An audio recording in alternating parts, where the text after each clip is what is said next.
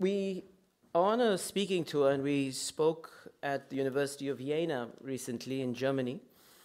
And one of the things we underlined in that conversation was that Marx was not the founder of modern ecology. But Marx, in his thinking, actually has a serious engagement with ecological relations, and particularly nature.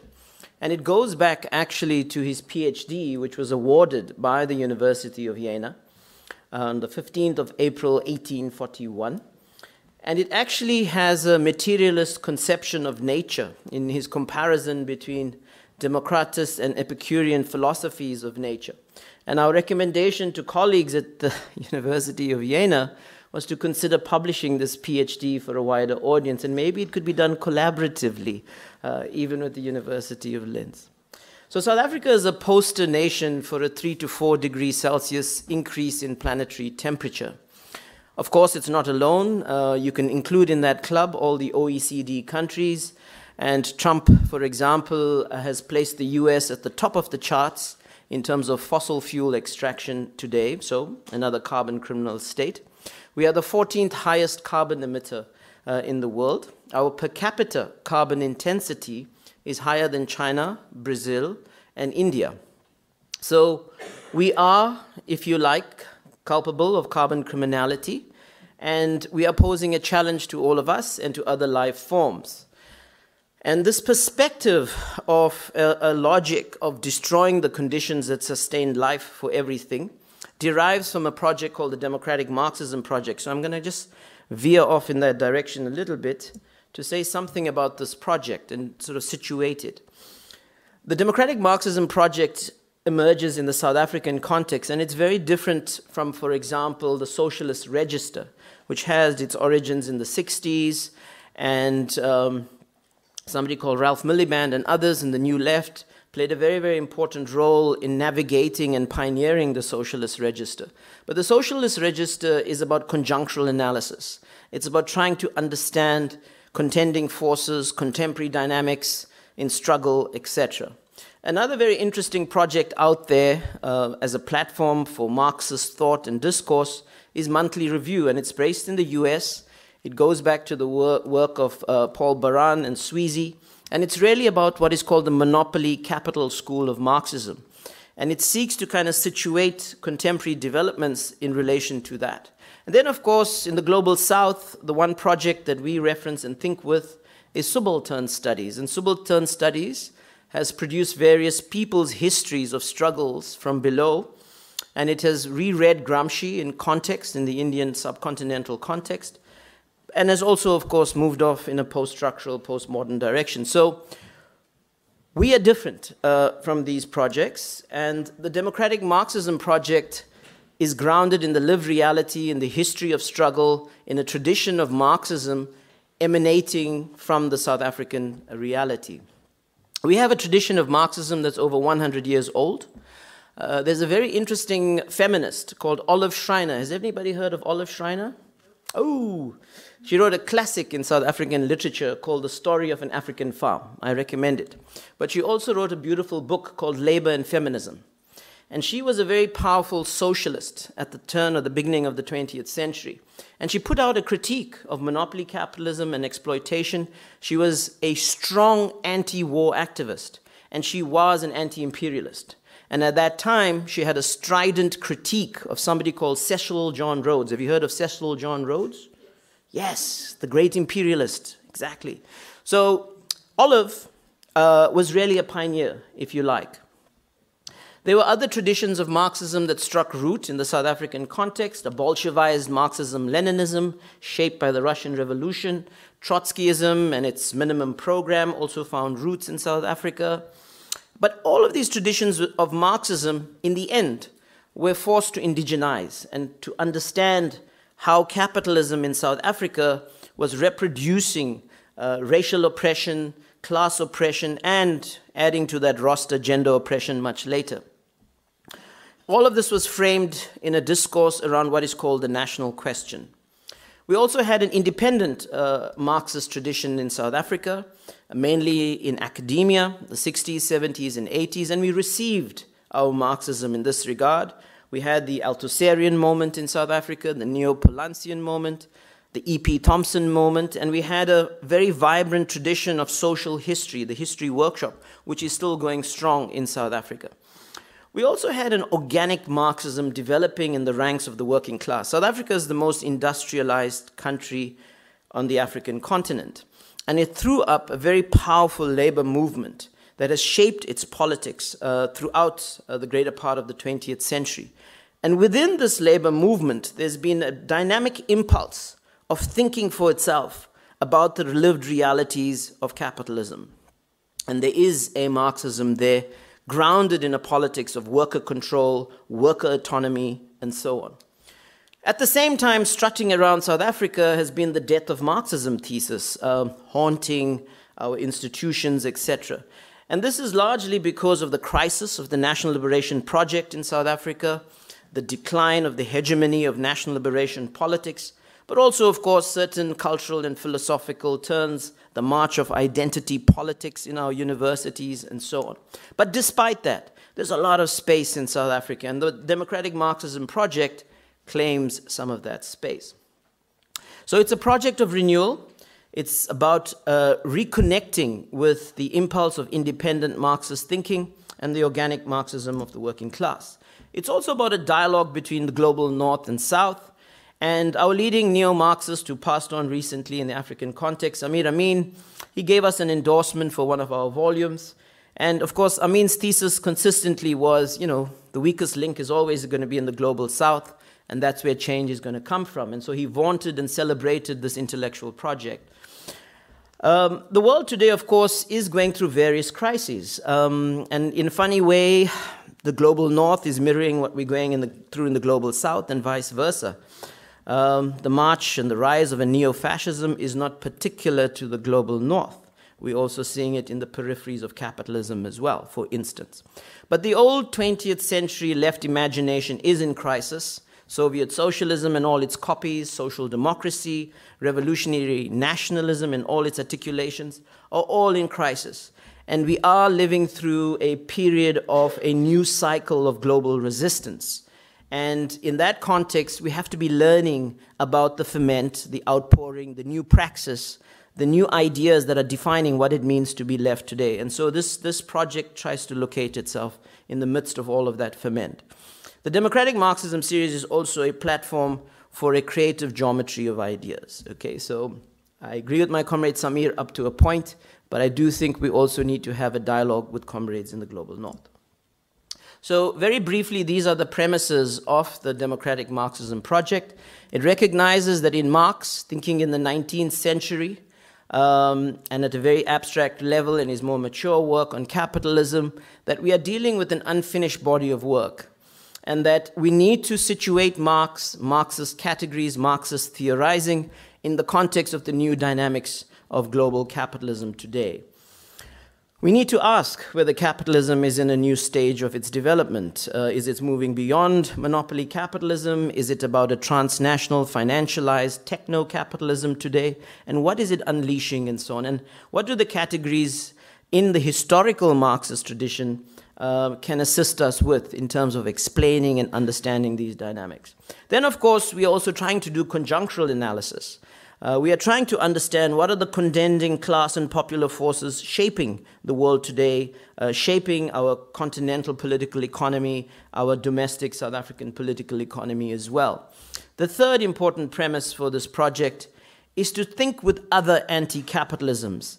That is anti-capitalisms that range from the new anarchisms to radical Democrats, to anti-corporate left, to the ecological deep green left, and so on and so on.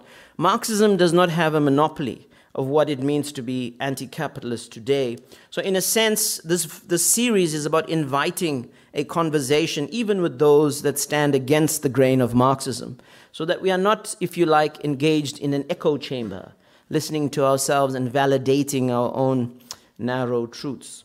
The other important premise for this project is to connect with the living impulse of struggle today. So it's not about, if you like, an academic Marxism located in the university. This project in its intellectual production involves activists, movement leaders, activist scholars, and even in the way we've developed the series, we bring activists together to debate with the perspectives that are emerging in this space. Even after the books are produced, we go into activist spaces to debate and deliberate. So the knowledge journeys, if you like. This was the first volume very quickly, and it's really about sketching a research agenda for the democratic Marxism project. And we place Marxism in dialogue with the likes of the other Karl Polanyi. We place Marxism in dialogue with Foucault and feminism and ecology and, of course, South African Marxism. The second volume is really about complexifying the nature of crisis in the world today. Singular, monocausal explanations, financialized overaccumulation, are important, and they help us understand to a large extent what's going on in the world today, but it's not adequate. And so there's a challenge in this volume about rethinking and re-theorizing crisis. We are going through a historically unprecedented crisis. And it's a convergence of various systemic dynamics. It's a civilizational crisis, and we need to think this afresh.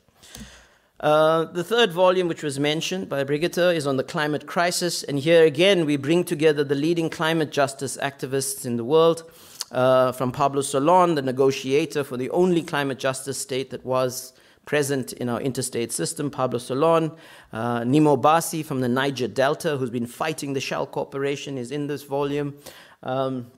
We have people like Alberto Acosta from Ecuador, who've been centrally involved in constitutionalizing a new green constitutionalism in Ecuador and so on. But the central idea is the just transition. What are the modalities of this just transition so we sustain life? And the notion of ecocidal capitalism also, if you like, makes its way out of this conversation. The next volume is coming out next year, and it's called Racism After Apartheid. It will be out in March, and really, this volume is about challenging, on the one hand, a Marxism that is blind to race, a class-only Marxism, a Marxism that fails to appreciate that even in European society today, if you're going to understand what's going on with migration and so on, you can't just explain it with a class lens.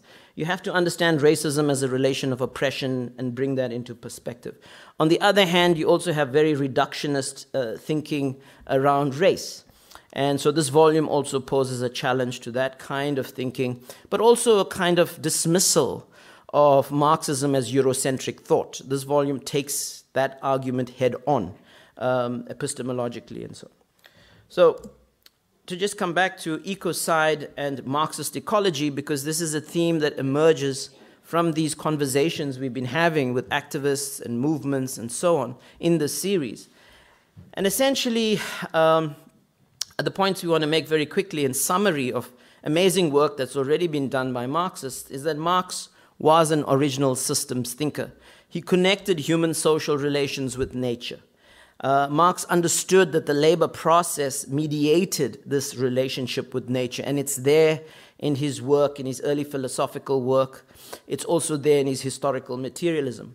Marx recognized capitalist social relations engendered alienation from nature. There was also, if you like, an understanding that there was this rift that capitalism's antagonism developed. And then, of course, Marx understood that value creation is grounded both in nature and in labor.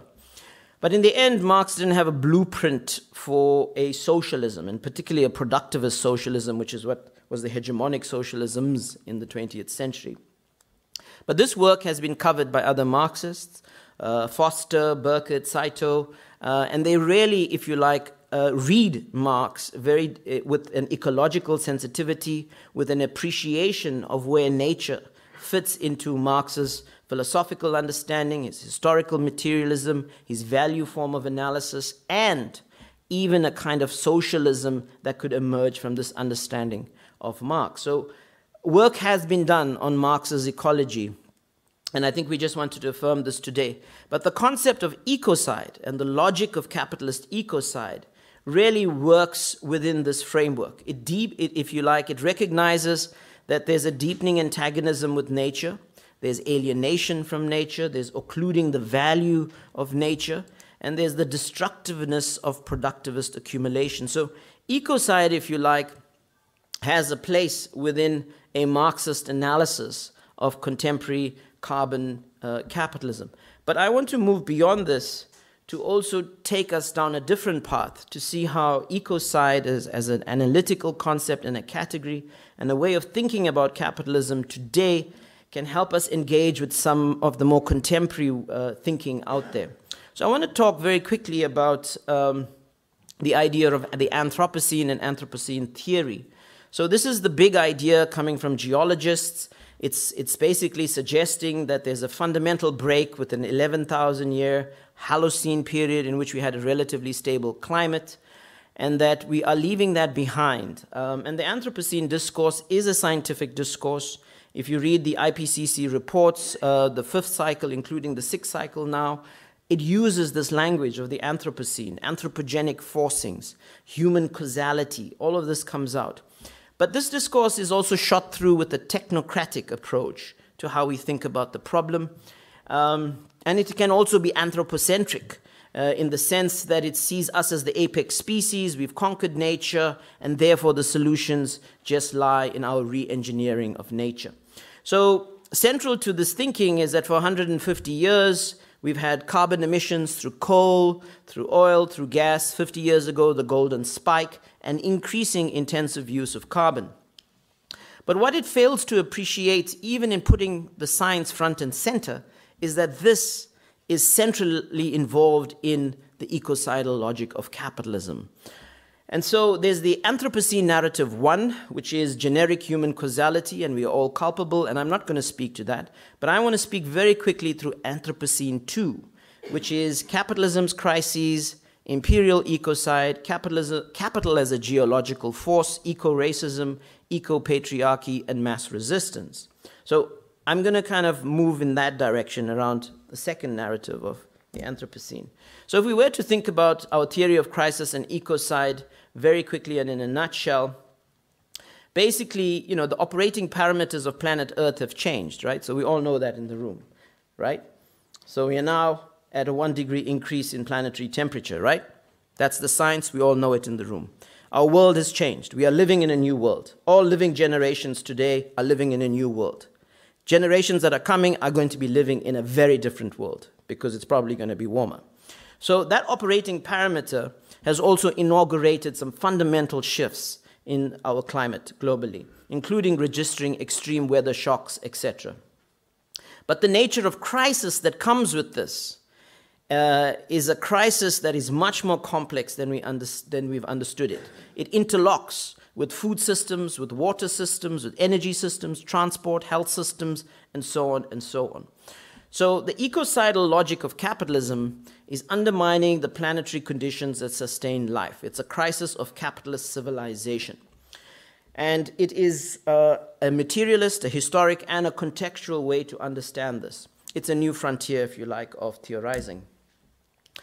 In addition, if we were to think about the Anthropocene as imperial ecocide, what we'll recognize is that the destruction of human and non-human life has been there even in the prototypical moments of capitalism's emergence, even at the time of mercantile capitalism, the Columbian encounter, and it has been there, wiping out people, genocidal violence, the extinction of species, and so on. And it's been premised on this duality of nature's out there, and we are humans, and we are more superior, and we can conquer it, and so on. And the hegemonic cycles we've seen over the past 500 years have also been premised on imperial ecocide. So ultimately, today, we have this new US-led imperialism. It's going through, some would argue, its second cycle. It's a high-tech, industrialized warfare, financialized, carbon-driven imperialism. It is deeply racist. So as Trump cranks up fracking in the US, the shocks that hit us in the global south, well, he doesn't care, right? South Africa is going through its worst drought right now. In 2014, Ethiopia and Kenya had massive shocks as well. The southwestern state of Kerala, India, had the worst drought in its history. These are poor countries. How are they going to rebuild themselves? Okay? Very serious financial constraints and so on. But there's also, if you like, a failure to recognize that planetary life is imperiled as we continue down this carbon capitalist path. And that is why it is imperial ecocide. It is destroying all of us. But in the explanatory approach of the Anthropocene 1, we are all to blame for what's going on. But actually, the real geological force linked to imperial ecocide is capital. And capital really is the one that's driving the madness, the global suicide, if you like. And it's based on either a carbon capitalist project or a climate capitalist project. We'll do a bit of green, we'll do a bit of geoengineering, we'll do a bit of nuclear, we'll do a bit of carbon trading and so on. But these are all false solutions. And they share certain things in common. And the one thing that stands out in all of this is, if you like, well, a logic that's going to destroy all of us. I mean, there's a whole lot of other pathologies with this thing, but I don't have time. The point, though, is the climate justice movement. And how do we build a powerful movement that can rise to these challenges, that can, if you like, confront extractivism, confronts false solutions, confront decarbonization and advanced alternatives. And in this regard, democratic eco-socialism is very important. And it has found its place. It has a long itinerary. It relates to what I started with, the ecological in Marx, but that's just one current. It relates to the greening of Marxism. It relates to addressing ecological problems in a much more rigorous political economy way, and it's being articulated by systemic movements. Movements that are calling for system change and not climate change are also expressing, if you like, a commitment to a fundamental break with ecocidal capitalism. And of course, central to all of this is building red-green alliances. And in this context, we really have to think about how do we make trade unionists green, and how do we make environmentalists red? That is a fundamental challenge for all of us. A crucial social force in our society is the labor movement. And we got to bring and ensure the labor movement is central to this deep just transition, which is an idea that also comes from, if you like, trade unions. I'm going to conclude now because of time, and to just say that the South African case, which Michelle is going to talk about, further kind of explicates some of these issues. Over to you.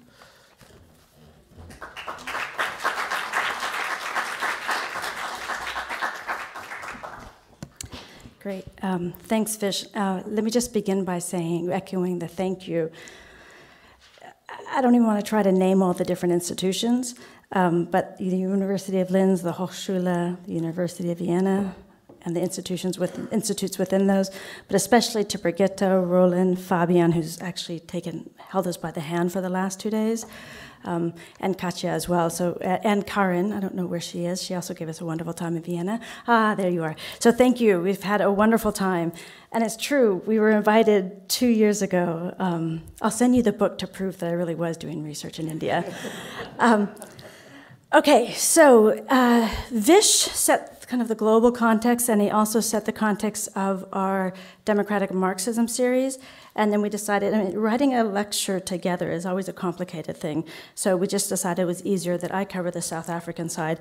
It's always also married to a project that I'm currently working on about the link between democracy, energy, labor in the South African context.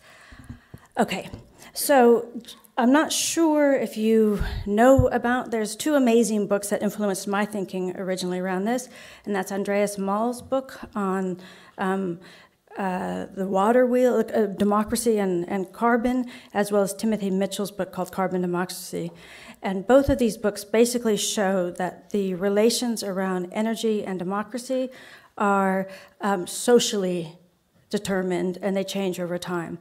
So Mal shows us how the water wheel, the original form of energy, was actually a very good form of energy, but it had the distinct negative consequence that you had to bring labor to the water wheel. So in response to this, there was a development of coal, and coal was actually a much better form of energy, only in the fact that it brought the energy in the factories to the towns where workers already lived. So for many, for corporations, this had a big advantage, but it also had the distinct disadvantage for corporations, advantage for labor, that it also helped produce organized labor and deepen democracy in these areas. Then they talk about how The shift to oil from coal over the course of the 20th century was not because it was necessarily just a better energy source, but rather that it helped reduce the power of labor and strengthen the power of corporations and the states that promoted these. So the basic idea is that the link between energy and democracy is not accidental, but it was contingent and it was constructed over time. And there's also the point that we often talk about the undemocratic states of the oil-producing countries. And their point, and especially Timothy Mitchell's point, is that it's actually also limited democracy in the global north because it destroyed labor's capacity to organize. So keep that in the background, because that now helps shape the conversation we have about South Africa. Okay, so what does South Africa's history look like? Well, South Africa has many similarities with the rest of the world. It has a strong labor movement that's been linked to mining. Mine workers played a crucial role in the democratic claims making throughout the 20th century. I don't think I can overemphasize this point. The trade union movement in South Africa, especially in the 70s, 80s, and 90s, had such a powerful democratizing influence in our society. It's been a very powerful labor movement, but it also played an incredibly important democratizing role in the society. So much of what is good in the post-apartheid period is directly linked to the power of labor. And there was a unique form of labor in South Africa, and that was the community union linkages that we had. And this is where, during the anti-apartheid movement, the labor movement, the trade unions, organized in communities because they lived in these communities. So the link between, there was never a labor aristocracy or just a economism of the labor movement. It was very much linked to the political project, but also to communities. So labor has played a hugely important democratizing force for much of the 20th century. But the differences between South Africa's history of energy and democracy are very stark as well. First of all, we found coal in 1878, and almost at the exact same time that we found diamonds and then gold as well. So the South African economy developed in this very mutually constituting way between energy and the minerals. And so much so that our economy is now what we call is based on a minerals energy complex. Just a side note, which is actually kind of a tragic note in history, 1878 is also when solar was discovered, and there was a solar exhibition in Paris at this innovation fair, and it was being heralded as the kind of future energy, and then coal prices just dropped and became widely distributed, and partly because of the enormous reserves of coal. South Africa has at least, even today, at least 100 years, some people say up to 200 years, of coal left. And mostly in relation to the history, the coal is generated and distributed by a parastatal, a state-owned enterprise that has monopoly power together with some mining companies, which I'll talk about in a moment. Okay, so the development of coal. First, it shored up local markets, and it was crucial for the expansion of our minerals and energy complex, but it also then quickly went to international markets. This required two-stage beneficiation. It just required much more mechanization, and it required infrastructure, transport, rail and port infrastructure to be built. So we've had this kind of growing infrastructure development over the 20th century. And in 2011, South Africa produced 255 million tons of coal concentrated in 5 corporations. These 5 corporations mined 85% of our coal, and you can see all of them are transnational corporations. So there was this real, with strong partners in South Africa, but there was this real strong link between the parastatal, or state-owned enterprise, and corporates controlling the mining sector. So coal's role in the economy and energy production was, as I said, enormous, but it's been growing over time. In 2013, it was the most important mineral in the economy, and coal's value added rose, as well as its contribution to foreign direct investment. So, it also became now still between 85 and 90% of our electricity is coal generated. Which is, I'll talk about in a moment, but it's quite shocking when you think about our renewable potential.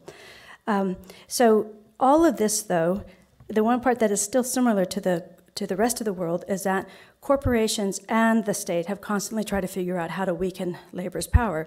And so most of the ways that they've done it in South Africa is not shifting away from coal because we've had so much coal, but through mechanization and moving the refineries near the mine so you don't have transport and you can't have labor sabotage along long-distance rails. So these have been their two main ways. So they have been trying to reduce the power of labor. But labor in coal has still had a significant power that it still has today.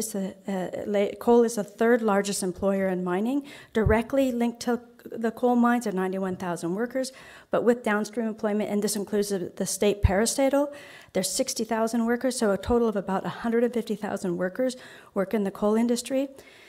But employment has not matched the growth of production. There's been an enormous rise consistently over the 20th century of the production and amount of coal produced, but labor has been consistently retrenched, so the kind of typical signs, they go in opposite directions.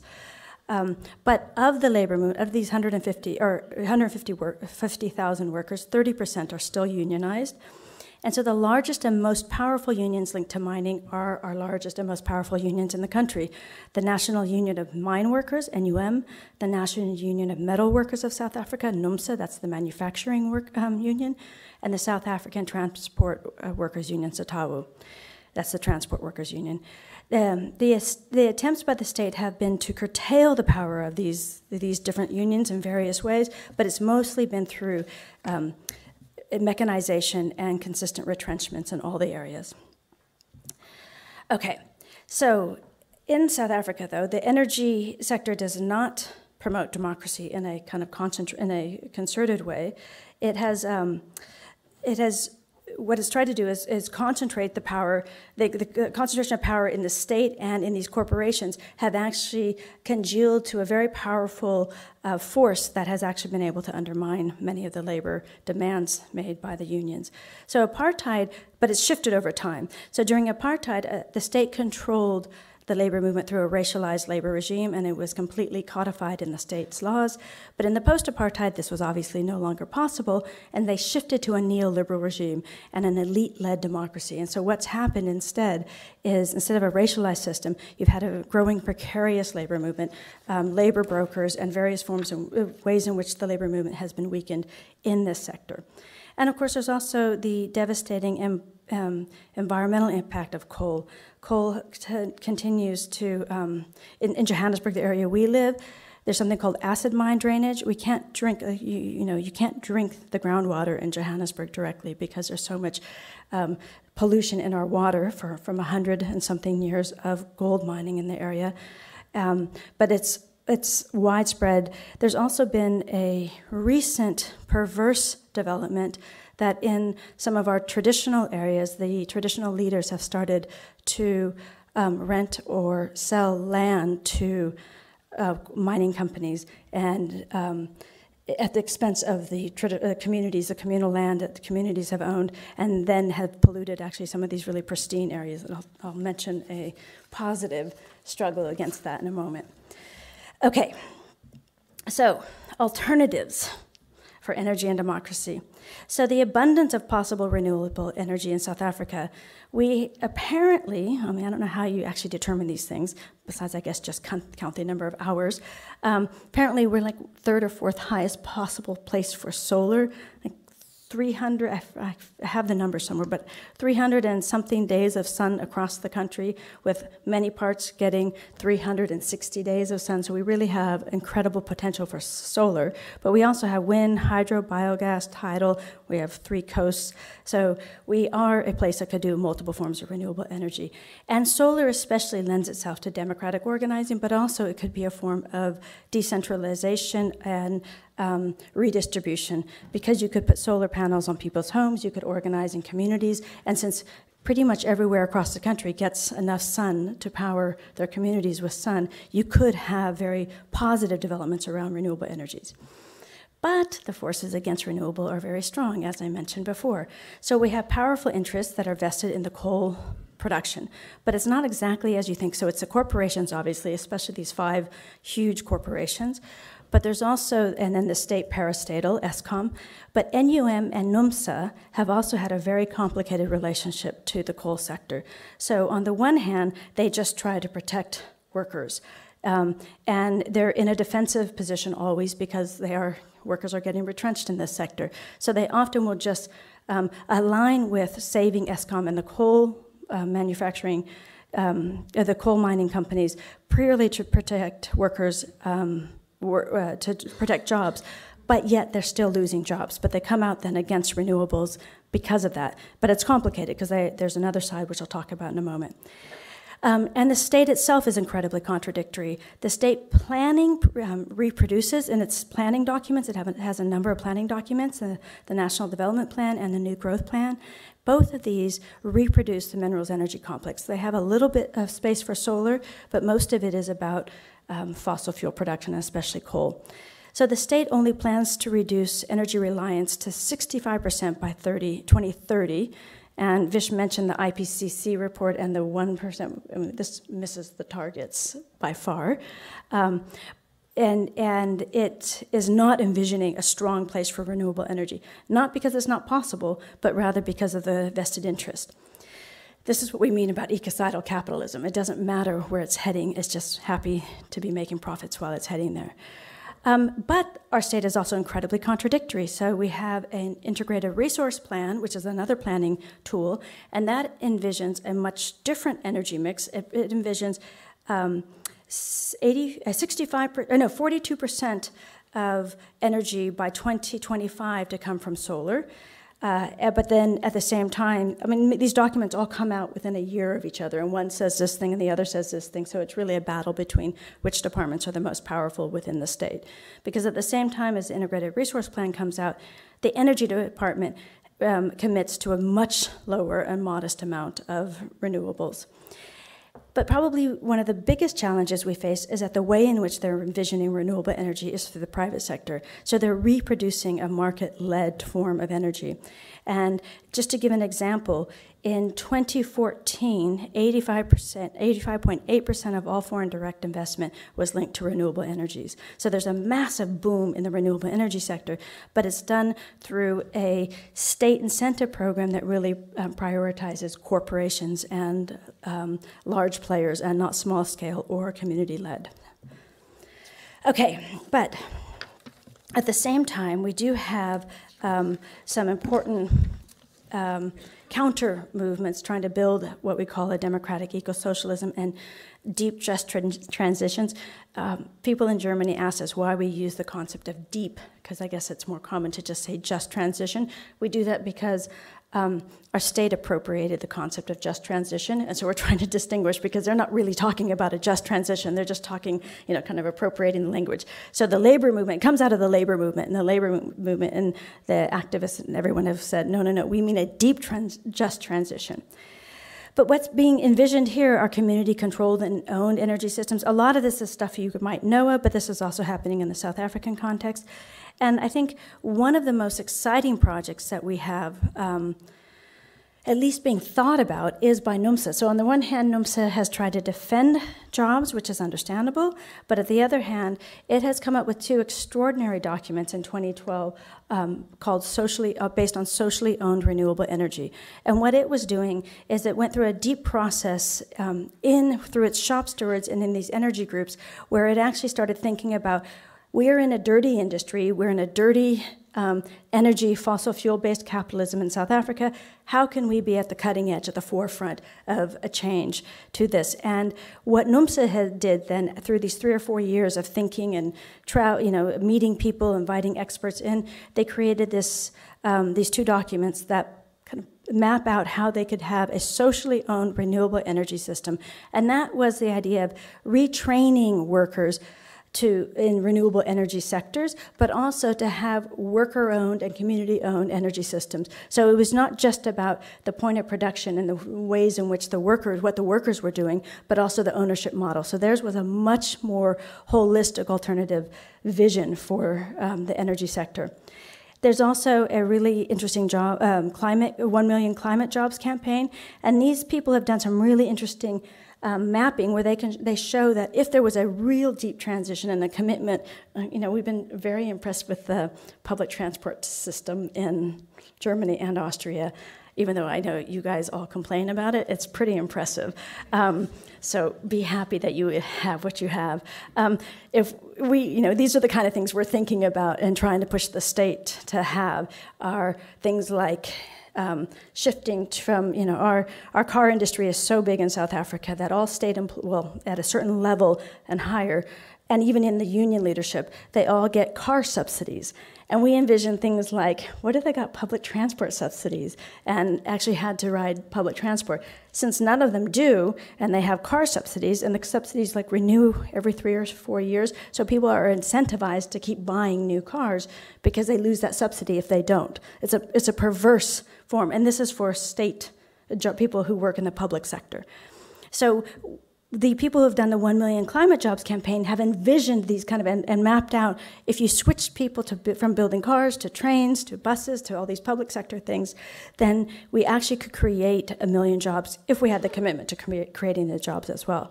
We also have a lot of activism around the food sovereignty and food systems.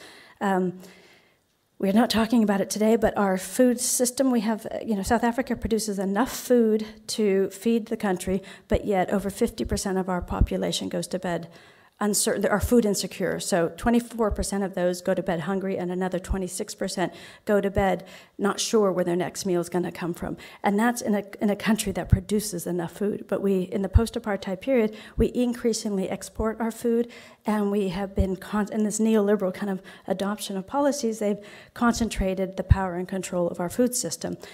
In addition to not feeding our people, it has incredible ecological impacts because our food now travels many miles. I mean, you guys probably eat some of our food in South Africa. It's okay if you drink our rooibos tea. You can't grow that anywhere else. But most other things you can grow elsewhere. We also have a campaign, Life After Coal campaign. A lot of these campaigns kind of come out from the communities themselves. And this is what I want to mention, Kolobeni's Right to Say No victory. This is actually a really incredible campaign. And just 2 days before Vish and I left the country, they won this incredibly important victory in the legal system. Kolobeni is a pristine area on our east coast, in what's called the Wild Coast. If you ever do go to South Africa and you like to hike, it's a 7-day hike where you hike from village to village. It's really beautiful. It's completely pristine. And about 10, maybe 15 years ago, the state gave a titanium mine license to mine the coast there. And the communities that have lived there, it's communal land, have been struggling against this development. The struggle has been intense. People's lives have been ruined. People have been assassinated. One of the leaders was assassinated just a year ago. The mining company has tried to divide the community. So it's been a really heroic and intense struggle, and it's captured the imagination of the nation. They decided to have this campaign, and they took the company and the state to court, and they basically said, we, the community, have the right to say no. We can say no, we don't want a mine to come to our community. And because we have a complicated land tenure system, this is communal land, and so the rights are slightly different on communal land. And just a week ago, or 2 days before we left South Africa, the High Court ruled in the community's favor and basically said, yes, you do have the right to say no, and that a corporation can't come in unless the community approves it. So that's a huge victory for us. It's also setting the possibility for many more struggles. I mentioned, because we have these communal land tenure, traditional leaders are supposed to be custodians of the land, but in a few places, especially like KwaZulu-Natal and in Mpumalanga, the traditional leaders have actually become they've turned the land into what they think is their own land and sell or rent it to mining companies, and communities are being displaced. They're even acting as labor brokers in some cases where they're basically proletarianizing these people, forcing them to work in the mines. So this judgment actually means that other communities can now also take the companies and the state to court and likely win. And if it goes to the Constitutional Court, it'll even be better because they'll likely rule in this favor as well. So it's a big victory. We also have things like the solidarity economy. We have a lot of cooperatives and local level community production. And a lot of these have very strong energy local flavors to them. And so they are thinking about energy differently and trying to resist. I mean, one of the other things is energy prices in the post-apartheid period have gone up significantly. The state shifted to a cost recovery model, so people actually feel the prices much more seriously and can't afford it with the inequalities that we have in South Africa. So there's been a lot of initiatives around these various ways in which communities can resist through the solidarity economy as well. So Vish can, in questions, he can tell you more about the Climate Justice Charter, but they basically have put a call to Parliament to convene a special parliamentary sitting to discuss the 1.5 IPCC report. And they put a call to the president to basically demand this. So we're trying to get pressure from above as well. And then we've had the worst drought in our history over the last couple of years. And so there's raised the issue. We're a water-stressed society, a water-stressed country, and so issues around water commoning have also become a really important arena of struggle. So all of these are ways in which we're trying to envision a just transition, and the role of communities, labor, academics, activists have all been crucial in all of these. Okay, thank you. That's it.